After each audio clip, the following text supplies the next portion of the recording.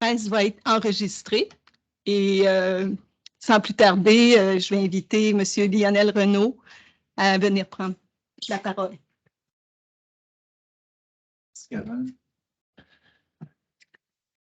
Bonjour tout le monde, bienvenue et merci d'être présent ce matin à la conférence, autant virtuelle qu'en présentiel. Ça me fait plaisir quand même de voir des gens en présence. J'aimerais souligner aussi la présence des collègues de l'AGH avec nous ce matin, M. Benoît Saint-Jean qui est avec nous. Bienvenue Benoît. Mme Véronique Berger-Charlebois qui est en virtuel et Mme Geneviève Arthurie aussi qui est en présentiel. Donc, merci d'être là, les gens de l'AGH. Donc, mesdames, messieurs, chers partenaires et collaborateurs, bienvenue à cette annonce de ce matin. Nous savons que les problèmes de santé mentale ont connu une croissance importante au cours des 20 dernières années. Les recherches et la littérature dans le domaine mettent en évidence l'importance d'une démarche de collaboration entre les acteurs concernés par le processus de retour au travail.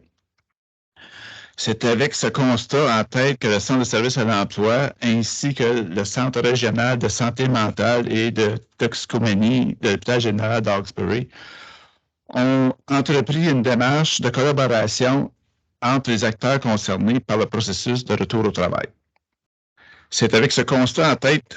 je me répète. Pardon. Les professionnels des deux organisations ont assuré l'élaboration d'une démarche qui appuie sur la cohérence des pratiques entre elles du soutien à l'emploi et du soutien en clinique de santé mentale. La beauté de cette alliance a fait en sorte de mobiliser le personnel des deux organisations autour d'une approche concertée face aux patients. Le projet met aussi en évidence que la réussite a pu être assurée grâce à l'établissement d'un climat de confiance, une communication efficace entre nos deux organisations et une collaboration étroite entre les membres des équipes. Notre alliance a permis de mettre en place des pratiques de soutien qui favorisent le réétablissement ou le retour au travail et surtout le maintien en emploi des personnes qui ont des absences ou qui sont absentes du travail pour des raisons de santé mentale. Notre alliance avec ce département de l'hôpital général d'Hawkesbury est une innovation. Selon ce qu'on sait en Ontario, c'est une première pour un centre comme le nôtre que de travailler si étroitement avec un hôpital. C'est notre experte en orientation de carrière, Mme Linda Tessier, qui est derrière cette innovation. Au moment de nous engager avec le Centre de santé mentale et de toxicomanie de l'AGH, nous avons vite réalisé les bonnes intentions et les valeurs communes à nous de la part de Mme Geneviève Arthurie et de M. Benoît Saint-Jean. Nous soulignons d'ailleurs votre très grand professionnalisme et nous vous en remercions. Au Centre de services à l'emploi, nous sommes aussi choyés de compter sur des conseillers en emploi de très haut niveau. Notre personnel est hautement compétent dans tout ce qui touche la réinsertion et l'intégration au milieu de travail. Les liens étroits que nous avons avec les employeurs ont également, sans aucun doute, aidé au succès que l'on connaît. Les forces uniques des équipes respectives ont permis des résultats concluants pour un bon nombre de personnes qui ont été desservies au cours de ce projet pilote. Tantôt, Mme Tessier pourra nous en parler plus longuement. Avant de lui céder la parole, je voulais, au nom du conseil d'administration du Centre de services à l'emploi de Prescott Russell, féliciter l'hôpital général d'Hawkesbury ainsi que son département spécialisé en santé mentale pour cette ouverture et cette collaboration. Cet engagement et cet investissement en temps, en ressources humaines, aura été bénéfique et nous sert de démonstration. La démonstration que lorsqu'on collabore et travaillent ensemble, les bénéficiaires de services de santé mentale courent davantage de chances de succès. Ceci étant dit, nous ne pouvons pas passer sous silence le fait que nous attendons depuis près d'un an une réponse du gouvernement fédéral suite au dépôt d'un projet visant à atteindre ce modèle vers d'autres clientèles. On pense aux jeunes, aux personnes en situation d'handicap différent, aux personnes vulnérables sur le plan de leur employabilité. Ce que nous dévoilerons aujourd'hui indique que les services humains spécialisés, lesquels collaborent avec les services à l'emploi, auront de meilleures chances de succès pour leurs clients. On se doit de rappeler que de travailler, que d'occuper un poste sur le marché du travail est sûrement très bénéfique pour nous sentir bien, pour se sentir qu'on a contribué et se sentir valorisé. Travailler est un remède à bien des maux. Et nous espérons que notre gouvernement fédéral répondra favorablement à l'appel pour nous permettre de répliquer ce modèle et disséminer les meilleures pratiques en vue d'aider le plus grand nombre de personnes à réintégrer le marché de l'emploi. Sans plus tarder, j'invite Mme Linda Tessier à prendre la parole. Linda, merci. Et M. Saint-Jean également.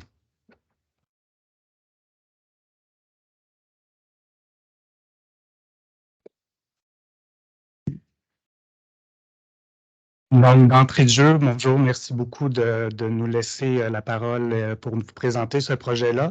Ce que je tiens à mentionner, au-delà des gens qui ont été nommés, je veux aussi souligner le travail de Véronique Pagé-Charlebois, notre gestionnaire en santé mentale, qui nous a aidés, dans le fond, suite à des discussions avec Linda, à apporter ce beau projet-là au centre. Donc, merci Véronique pour ça. Puis c'était une partie de la réussite de ce succès-là.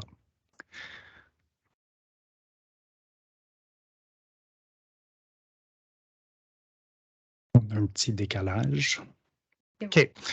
Donc, dans les réflexions qui ont été apportées lors des discussions avec Linda, Véronique, ce qu'ils nous ont apporté à la gestion de AGH et du centre d'emploi, c'était de vraiment comment on peut travailler ensemble pour briser un petit peu, pas pour briser, mais pour aider l'accès aux gens à pouvoir avoir un emploi s'ils ont aussi des problèmes au niveau de la santé mentale. Donc, comme objectif global, c'est de favoriser vraiment le rétablissement et participer de façon active dans la société pour que les personnes qui sont atteintes au niveau de la santé mentale puissent avoir leur place aussi.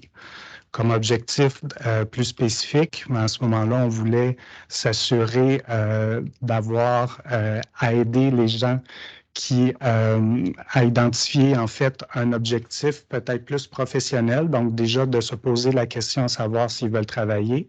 On voulait aussi les accompagner dans leur intégration au niveau du professionnel et puis de pouvoir permettre l'intégration de nos deux services pour, comme je mentionnais tantôt, de briser un petit peu ou d'aider au niveau de l'accès à des services, à avoir juste un endroit à aller à la place de deux agences complètement séparées. Puis, on ne se le cachera pas, on sait qu'il y a un besoin au niveau de la main-d'œuvre dans la région, donc c'était aussi pour répondre à ce besoin-là. Quand on a réfléchi à savoir quelle équipe au niveau de tous nos programmes, de tous nos services au niveau de la santé mentale, on s'est questionné dans ces services-là, lequel serait le mieux. Puis, dans ce qu'on a ressorti comme équipe, on a été plus au niveau santé mentale. Puis, notre santé mentale adulte, si je vous le sépare en deux grands services, on a notre service plus de psychothérapie, puis on a notre service plus de psychiatrie. Dans la dernière année, on a fait, dans les 2 dernières années, je devrais vous dire, on a fait une revampe un peu de ces deux programmes-là. Donc, autant au niveau de la psychothérapie que psychiatrie, mais on trouvait que ça s'inscrivait mieux au niveau de la psychiatrie pour différentes raisons, à savoir que cette équipe-là, donc il y a un psychiatre qui détient le suivi du client, mais on mettait une équipe multidisciplinaire aussi alentour de ce client-là, donc pour avoir différents professionnels pour l'aider. C'est aussi au niveau des besoins, on remarquait souvent les demandes des clients, c'était souvent soit pour des arrêts de travail ou pour des retours au travail. Donc, on trouvait que ça pouvait aider à bien répondre à ce besoin-là. Puis, c'est une équipe qui se rencontre de façon hebdomadaire. Donc, c'était facile aussi de pouvoir avoir une discussion clinique en lien avec le client. Donc, on a inscrit pour projet pilote dans ce programme-là, donc au niveau de la psychiatrie, pour assurer qu'on trouvait la bonne clientèle, autant pour le centre de santé mentale que pour le centre à l'emploi. On y a été avec une clientèle donc de 16 ans et plus, puis les gens devaient résider sur le territoire de Prescott-Russell et évidemment donc avoir un intérêt pour le retour sur le marché du travail. Quand je vous parlais d'équipe tantôt, donc multidisciplinaire, donc on a au centre notre client, donc avec ses besoins spécifiques, puis on a comme première personne qui est impliquée dans le dossier, donc on a le psychiatre pour le suivi en psychiatrie. Par la suite, dans cette même équipe-là, pour travailler avec le client, donc on a une travailleuse sociale, donc je vous ai mentionné, en fait, c'est Véronique Pagé-Charlebois qui est là. Par la suite, là, c'est un petit peu loin, je ne vois pas super clair. Ergothérapeute. Je me rends compte que ma vision faiblit. Donc, on a une ergothérapeute qui se joint au groupe, qui aide autant à soit le travail plus individuel ou le travail de groupe au niveau d'aider au niveau de la réinsertion, mais aussi de différentes techniques là, pour aider à gérer l'anxiété. Par la suite, je vais y aller de mémoire, infirmière. OK. Donc, on a notre infirmière donc, qui vient supporter l'équipe et le client, autant au niveau éducationnel pour la médication, on va faire le pont avec le psychiatre. Toxico. Donc, on a un conseiller en toxico qui est là, qui est présent parce qu'on se rend compte que bien que c'est dans le service de santé mentale, il y a souvent des besoins au niveau des troubles concomitants. Donc, la clientèle peut avoir un problème de consommation. Donc, c'est pour ça qu'on apporte cette expertise-là. Ensuite, psychothérapeute pour pouvoir aider à gérer au jour le jour certaines situations, certains traumas, certaines difficultés pour bien outiller le client. Par la suite, gestionnaire clinique. Donc, moi-même, j'assiste à ces rencontres-là pour essayer d'aider l'équipe à coordonner les soins. Puis, qui est la base de notre projet, dans le fond, c'est l'ajout d'une intervenante vocationnelle qui est Linda, qui assiste à nos rencontres hebdomadaires avec l'équipe. Avec le consentement du client, on lui partage, dans le fond, quand le client identifie qu'il y a un besoin et que l'équipe a un besoin de faire une démarche au niveau du travail ou vers le marché du travail. Donc, on partage les éléments clés qui sont nécessaires, dans le fond, au travail de Linda sur comment entrer en relation avec le client. C'est quoi un peu ses besoins, c'est quoi ses difficultés.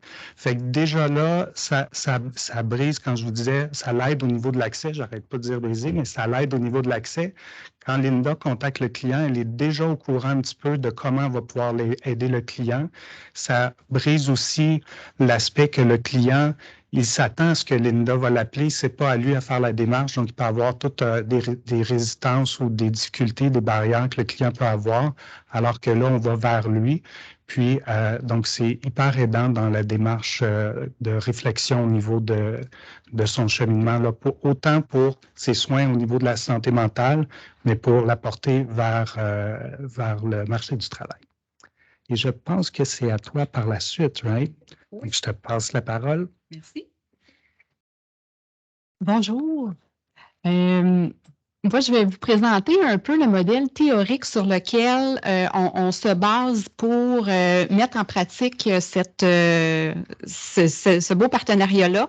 Donc, on n'a pas inventé ça, c'est vraiment basé sur l'Individual Placement and Support, donc ce qu'on appelle l'IPS. Pour aller plus vite.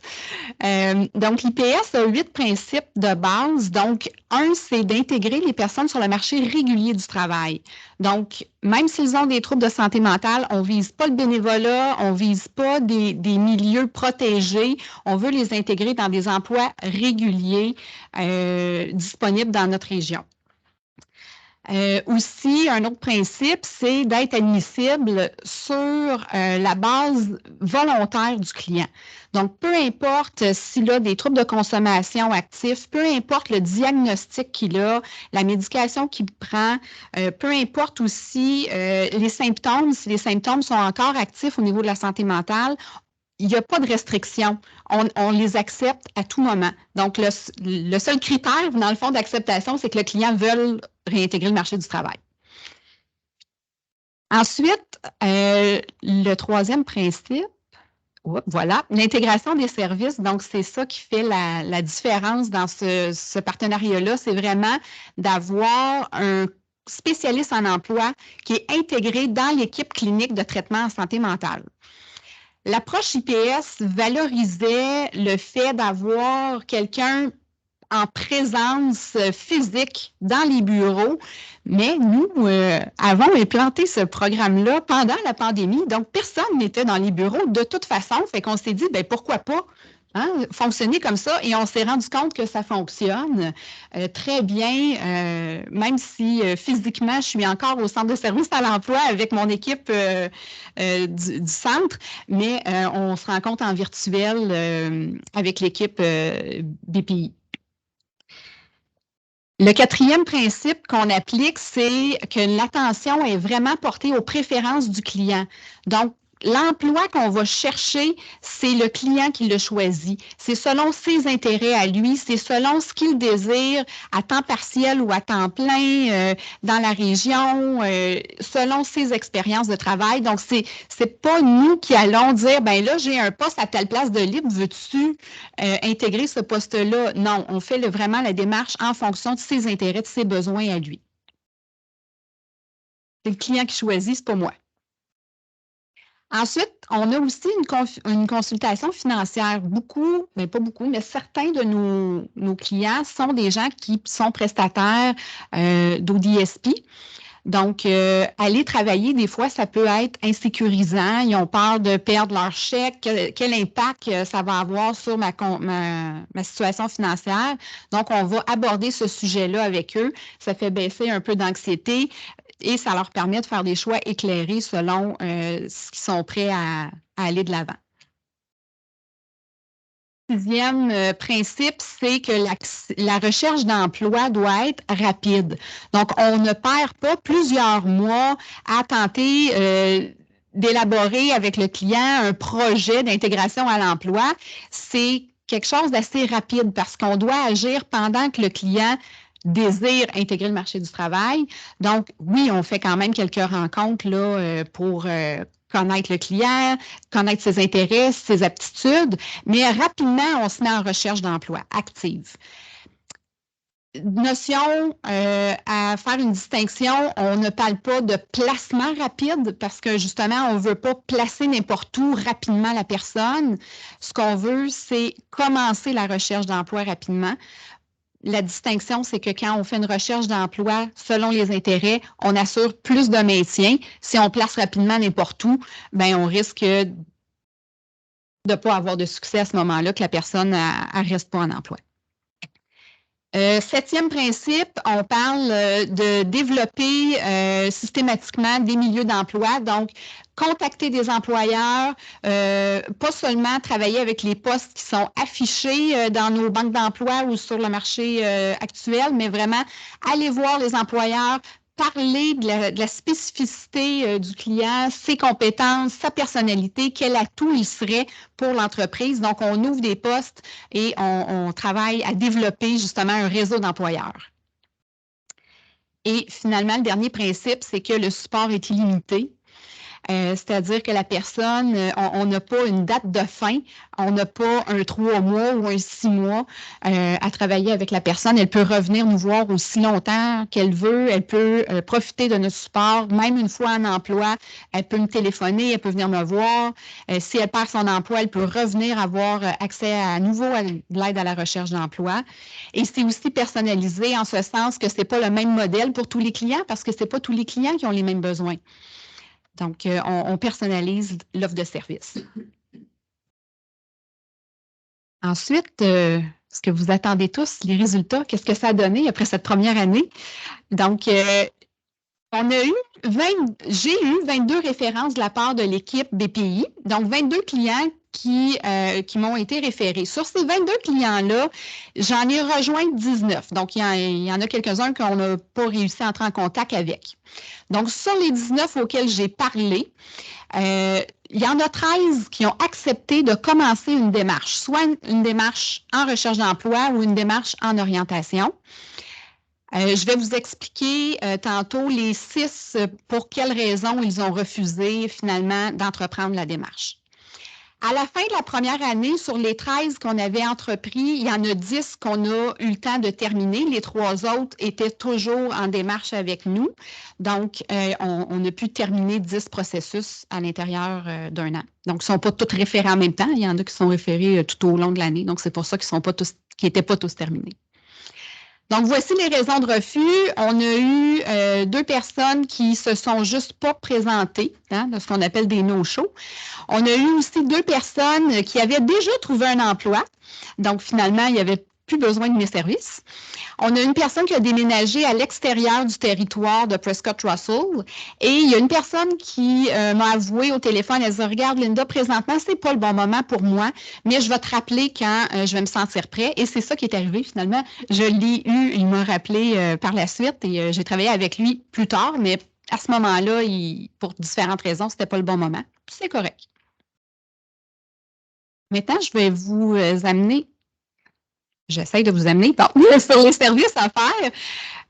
On a eu 8 personnes qui ont bénéficié de recherche d'emploi directement. On a eu 4 personnes qui, elles, ont voulu avoir un processus d'orientation, donc ne savaient pas vraiment, maintenant que j'ai peut-être des limitations à cause de mes troubles de santé mentale, je ne peux plus faire l'emploi que j'occupais avant, qu'est-ce que je pourrais faire maintenant qui me représente puis qui serait faisable avec ma condition actuelle. Et il y a eu aussi une personne qu'on a aidée concernant son retour au travail. On est encore en démarche d'ailleurs. Merci. Alors, sur les 10 qu'on a terminés, voici les résultats. Il y a une personne qu'on a fermé le dossier tout simplement parce qu'on a perdu contact. Ça arrive des fois. Hein? Elle ne nous rappelle plus, on ne se voit plus. Les 9 autres, il y en a 2 que j'ai référés en formation. Donc, ils ont entrepris une démarche de formation, d'ailleurs, des formations avec notre coordonnateur de formation ici au Centre de services à l'emploi. Et il y en a, les autres personnes, les 7 autres, ont été placées en emploi.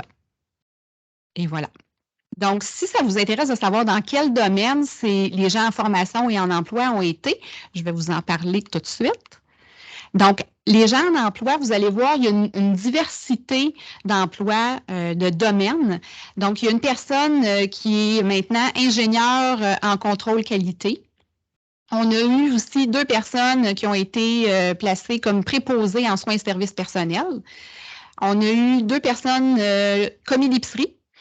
Il y a un client qui travaille en paysagement maintenant et une cliente qui est gérante d'un magasin. Donc, on voit la diversité. Ce ne sont pas tous des postes. Des fois, on peut avoir un stigma qui dit que les personnes travaillent dans des postes sous-payés ou... donc, ce n'est pas le cas. Là. On a vraiment une variété de domaines d'emploi. Et pour ceux en formation, ils ont été référés dans un programme de formation de conducteur de camions des aides. Et il travaille maintenant dans son domaine suite à la formation. Et une autre cliente a été référée à la formation en agriculture et elle aussi a obtenu un emploi suite à sa formation. Donc, des beaux résultats. Les clients ont eu des belles histoires de succès. Alors, en conclusion, je laisse la parole à Benoît. Donc, en conclusion, après notre 1 an de projet pilote, on a convenu ensemble de continuer le service et donc c'est devenu un programme permanent, un service permanent dans nos 2 agences respectives. Puis, on voulait lui donner une petite twist à la place de l'appeler projet pilote. Donc, on l'a nommé Interaction Emploi parce qu'on travaille vraiment au niveau de l'interaction, autant au niveau des différentes agences, des différentes personnes qui sont impliquées avec le client. Puis, c'est sûr que c'est vers une démarche d'emploi. Donc, on l'a rendu permanent, mais en plus que ça, on a ouvert aussi dans un autre service. Encore là, on a regardé à savoir dans quel service on pourrait ouvrir davantage ce beau programme-là.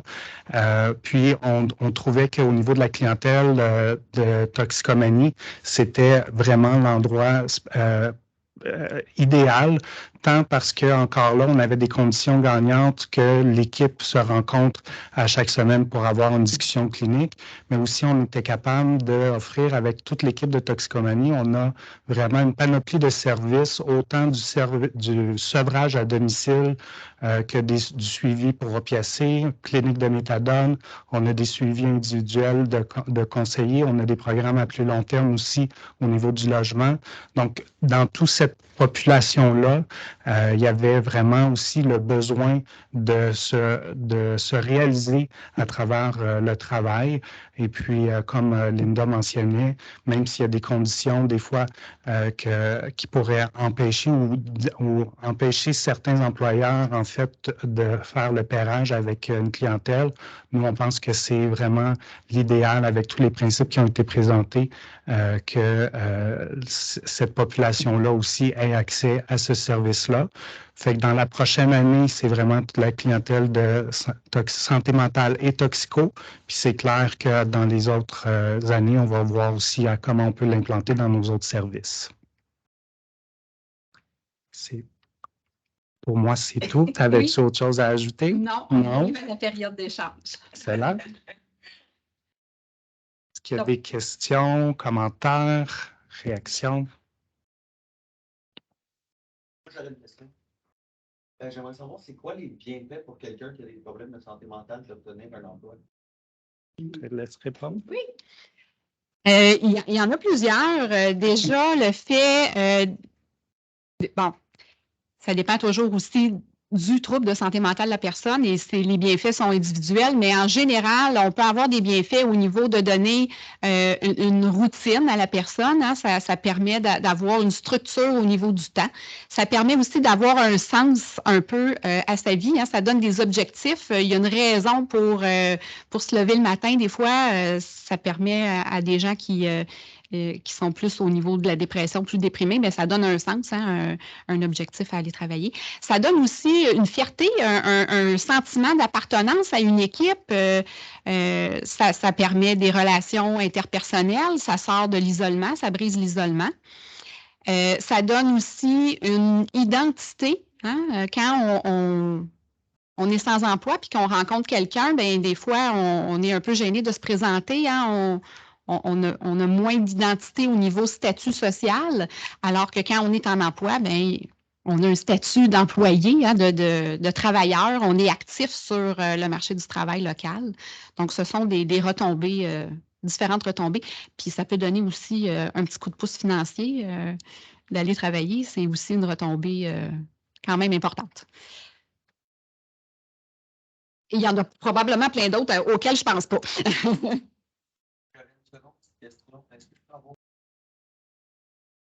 Oui, moi, c'est Linda Tessier. Avec un Y ou un Y? Un Y, merci de le demander, c'est rare. Et Benoît Saint-Jean. Ça, c'était la question la plus facile.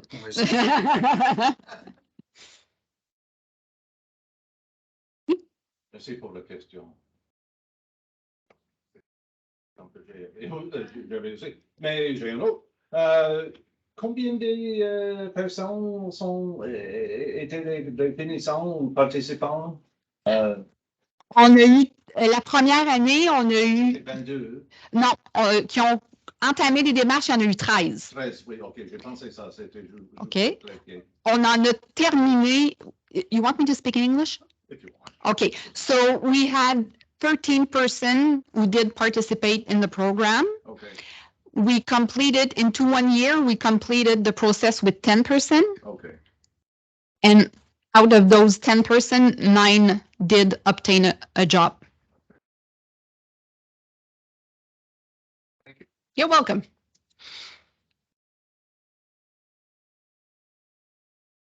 Oui, Pascal. Oui, ma question c'est, au niveau du comportement. Parce que vous avez dit qu'une personne qui a un prix de santé mentale peut quand même aller chercher du travail et on peut l'aider à trouver du travail et travailler. Alors, j'aurais voulu savoir quel est son comportement ou quel comportement devons-nous afficher si j'ai une collègue ou un collègue qui a un prix de santé mentale, parce que des fois aussi, ça peut déranger les climats de travail compte tenu de certaines attitudes qui ne favorisent pas vraiment le climat de travail. Ça, c'est ma première question. Et ma deuxième question, est-ce que les employeurs sont favorables à accueillir des personnes qui sont en prix de problèmes de santé mentale et pour les engager? On va commencer par répondre dans la deuxième question. Alors, simplement dire que quand on approche les clients, des fois, on ne mentionne pas nécessairement que la personne a un trouble de santé mentale. On respecte la demande du client. Hein? Il y a des clients qui sont ouverts à le dire, puis il y en a d'autres qui ne veulent pas que ça se sache. Donc, certains employeurs le savent, d'autres ne le savent pas. Oui, il y a des employeurs qui sont ouverts à embaucher des personnes sachant qu'ils ont un trouble de santé mentale. Donc, je pense que tranquillement, ça se parle de plus en plus. Le stigma commence à diminuer au niveau de la population en général parce que ça se parle. Hein? Et oui, les employeurs, pas tous, mais oui, il y en a qui sont ouverts. Et pour la première question, quels sont les comportements à adopter? Bien, je pense que c'est des comportements de tolérance et d'inclusion. Les gens qui ont n'importe quelle situation d'handicap, que ce soit la santé mentale ou des problèmes de santé physique, des personnes immigrantes, tous les gens qui sont différents doivent bénéficier d'un accueil chaleureux et d'une compréhension, d'une curiosité, hein, être curieux envers la personne si on va lui demander tout simplement « Qu'est-ce que je peux faire pour te faciliter la vie? » Hein, d'être ouvert et d'aller vers elle plutôt que de rester avec nos préjugés et nos assumptions. Là, donc, c'est le comportement que je proposerais. Il est bon pour tout le monde. J'aimerais peut-être ajouter, mais dans un autre angle, parce que je trouve cette question-là particulièrement intéressante dans l'angle. Veux-tu venir au micro pour que les gens t'entendent? Oui. Je trouve la question particulièrement intéressante, mais dans l'angle du comportement de la personne qui est placée en emploi et qui vit avec certains défis sur le plan de leur santé mentale. Puis, tantôt, Linda a parlé de l'identité, hein, du rôle qu'on occupe. Puis, il y a des prérogatives qui vont avec certains rôles. Quand on est patient, hein, dans un hôpital, bien, il y a certains comportements qui vont avec le rôle d'être patient dans un hôpital. Quand on est parent, on est père ou on est mère, il y a des rôles, puis il y a des comportements qui sont associés à ce rôle-là qu'on occupe en tant que parent. Et la même chose est aussi vraie quand on occupe un rôle de travailleur. Donc, quand on passe d'un rôle ou d'une identité de patient à un rôle ou une identité d'être un employé ou d'être un travailleur, bien, il y a des comportements qui viennent avec ça. Et quand on change de milieu, quand on change de rôle, la recherche, puis l'expérience, puis les données nous indiquent clairement que quand tu es traité comme un employé puis un travailleur, bien, tu vas agir comme un employé ou un travailleur. Donc, quand la personne se retrouve en milieu de travail, même si elle vit avec ses propres problématiques ou défis au niveau de sa santé mentale, c'est aussi vrai au niveau de l'handicap intellectuel, c'est aussi vrai avec différents défis que quelqu'un pourrait rencontrer, bien, on voit ça tend à s'estomper, peut-être certains comportements qui sont moins bien acceptés en milieu de travail, mais quand tu te retrouves, tu es bien entouré, tu es chaleureux, tu as des collègues, tu fais partie de la gang, tu fais partie de l'équipe. On voit que, comme Lionel l'a dit dans son discours tantôt, de travailler, c'est un remède à bien des maux. Ben, en tout cas, si c'est un remède pour les maux de cou, je devrais voir les résultats bientôt. Merci Pascal pour ta question. C'est un peu pour ça qu'on disait que on accepte tout le monde, même si la situation de santé mentale n'est pas encore résolue ou que la consommation, la consommation d'alcool ou de drogue n'est pas encore complètement inactive, parce que le fait d'aller travailler souvent va engendrer la diminution des symptômes, là. Donc, le comportement change parce qu'on a un emploi. Y avait-il d'autres questions? Je ne sais pas, en ligne, voyez-vous quelque chose ou? Parfait. Si moi j'ai un dernier commentaire, en fait, j'invite toutes les autres agences à créer des partenariats avec d'autres agences pour faciliter l'accès aux services de la clientèle, que ce soit en santé mentale, en toxicomanie, pour l'emploi. Je pense que ce projet-là est un projet qui est, comme on l'a mentionné, rendu permanent, mais ça rouvre la porte à des possibilités très grandes pour d'autres agences qui peuvent travailler ensemble, collaborer plus étroitement à la place que tout le monde travaille un peu en silo dans leur région. C'était mon petit mot. Je connais la réponse, mais je ne l'ai pas vu. Je me demandais, pour le bénéfice des gens qui ne le savent pas, est-ce qu'il y a des supports offerts comme à l'employeur pour comme un placement ou du soutien pour la personne qui retourne sur le marché du travail au niveau de son linge, etc.? Alors, oui, la question est, est-ce qu'il y a du support pour l'employeur qui accueille la personne en emploi? Oui, il y a on peut donner accès à certaines subventions au niveau de rembourser une partie du salaire, par exemple. Et on a aussi accès à une aide financière pour la personne elle-même si elle a des besoins au niveau de l'achat de vêtements pour le retour au travail ou un achat d'équipement. Tu sais, comme on avait des préposés en soins et services personnels, bien, on a pu les aider à acheter des uniformes pour pouvoir aller intégrer le marché du travail. Donc, excellente question, Jean, merci. Oui, on a accès à des services financiers pour aider et l'employeur et le chercheur d'emploi. Une autre question, dans le fond? Oui?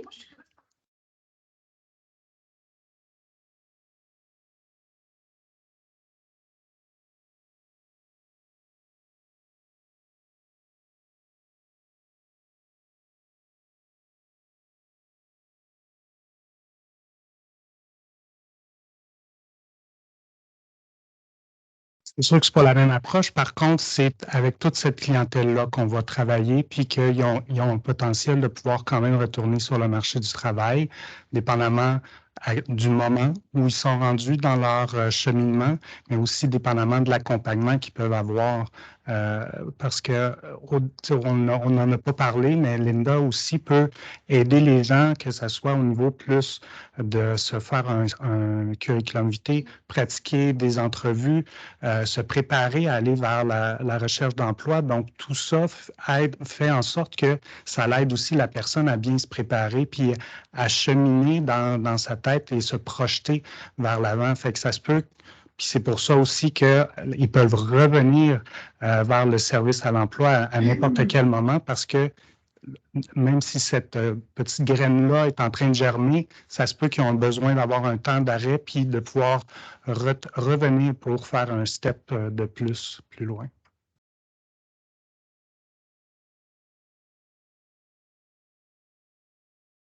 Oui, j'ai encore deux petites questions. En fait, nous avons le résultat presque d'une année de travail là, et j'aimerais savoir quel a été le grand défi pendant toute cette période. C'est la première question que vous avez rencontrée à partir des approches que vous avez mis en place, pour pouvoir venir en aide les personnes en pris de problèmes de santé mentale. Ça, c'est la première question. Et la deuxième, à part peut-être les personnes qui vous sont repérées, quel mécanisme vous avez mis en place pour pouvoir rechercher, découvrir ou retrouver ces personnes qui sont en prise de ces problèmes, parce qu'il y en a qui ne se déclarent pas ou qui l'ignorent aussi. Voilà.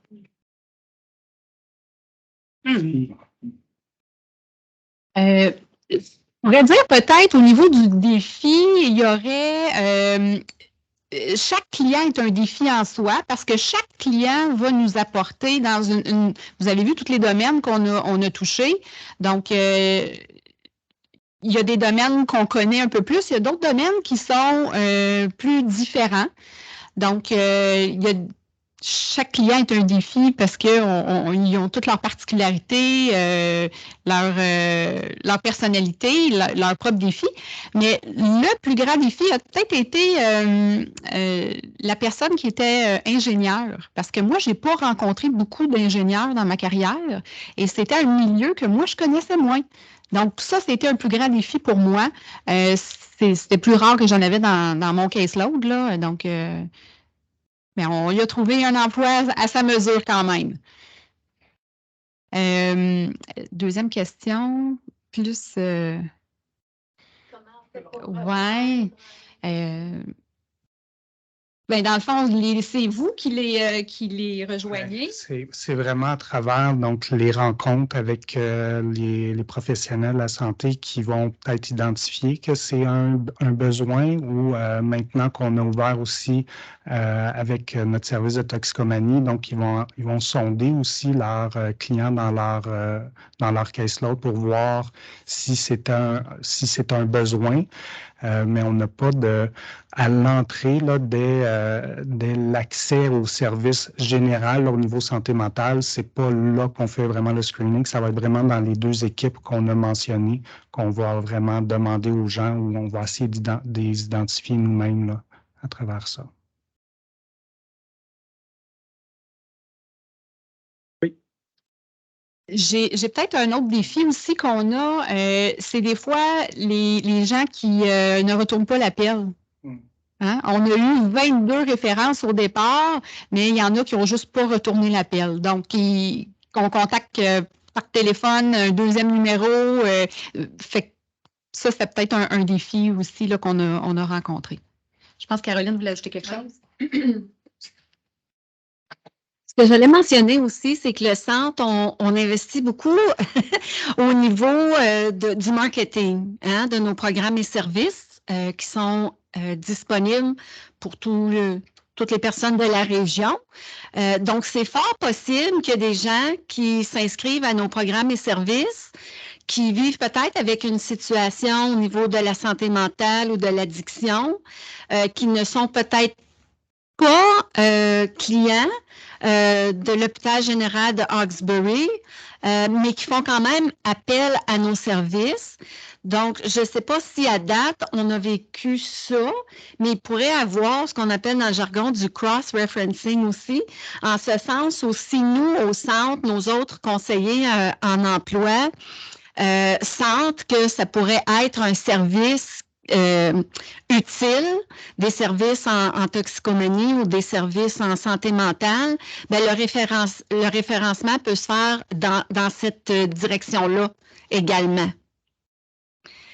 Donc, je pense que la proximité de travail avec l'équipe de l'hôpital général d'Hawkesbury nous offre aussi à nous l'opportunité d'offrir des ressources additionnelles qu'on connaît maintenant beaucoup mieux du fait qu'on travaille avec les collègues à l'hôpital général. Donc, ça nous permet peut-être aussi de déceler plus rapidement certains besoins à ce niveau-là chez certains clients et les aiguiller vers les services appropriés pour eux.